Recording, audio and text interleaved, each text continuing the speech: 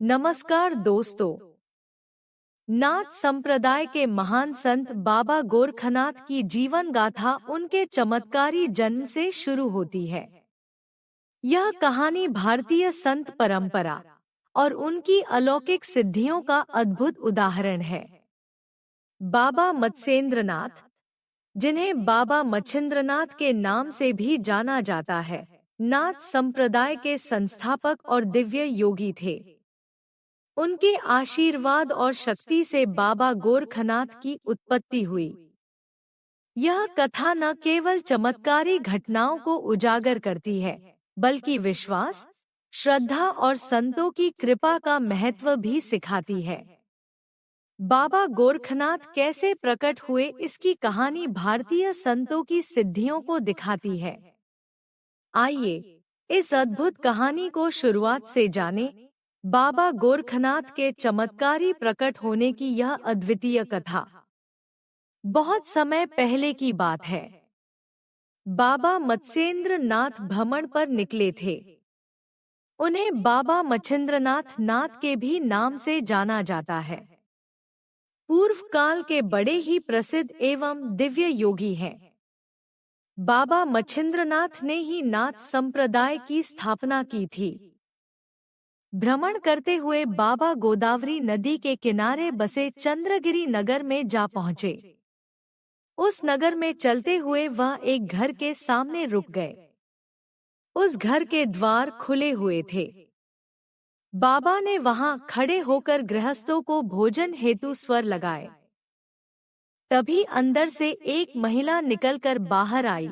बाबा को देखते ही उन्हें प्रणाम किया और भोजन लाने अंदर चली गई।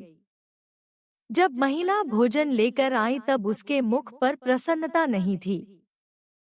उसने आकर बाबा के पात्र में भोजन रख दिया। उसके मुख की उदासी देखकर बाबा समझ तो गए थे कि उसके दुखों का कारण क्या है, परंतु वह उस महिला से उसकी इच्छा जानना चाहते थे। बाबा मत्स्येंद्र नाथ ने उस महिला से उसकी उदासी का कारण पूछा।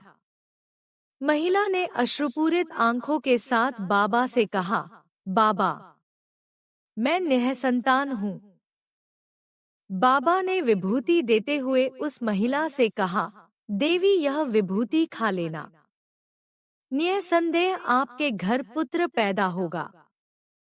यह बोलकर बाबा वहां से चले गए। अब महिला विचार में पड़ गई कि उसे यह विभूति खानी चाहिए या नहीं खानी चाहिए।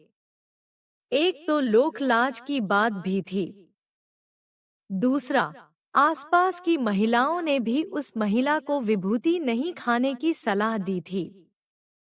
सारी बातें सोचने सुनने के बाद उस महिला ने विभूति को नहीं खाने का निर्णय लिया।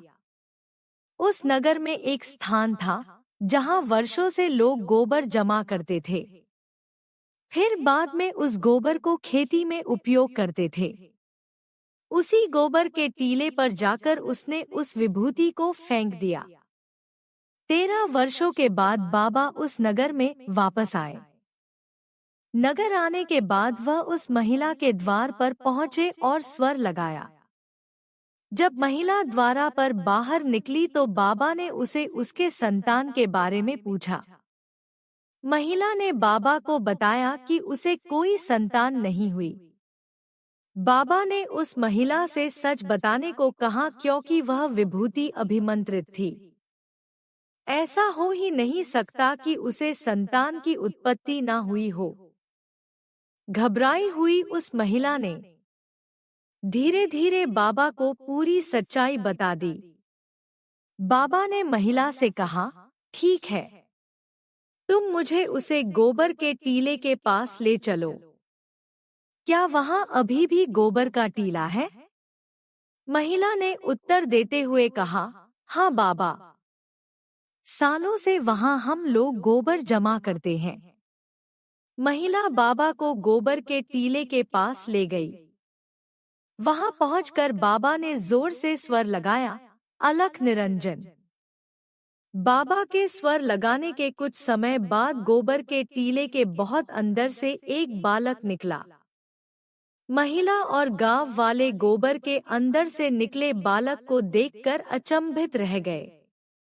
वह बालक लगभग 12 वर्षों का था।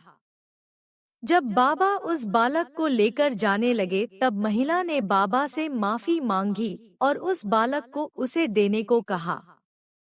बाबा ने महिला को मना करते हुए बोला कि अब वह इस बालक के प्रति अधिकार नहीं रखती है। अब बालक का पालन पोषण शिक्षा दीक्षा बाबा स्वयं करेंगे।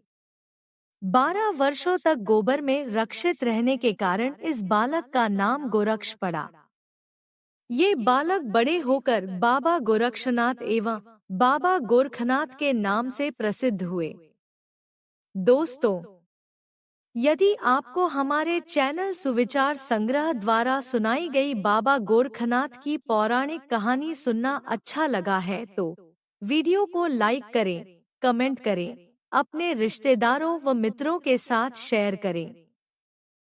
हमारे चैनल सुविचार संग्रह को सब्सक्राइब करें एवं बेल आइकन को दबाएं ताकि हमारी हर नए वीडियो के अपडेट आप तक सबसे पहले पहुंचे।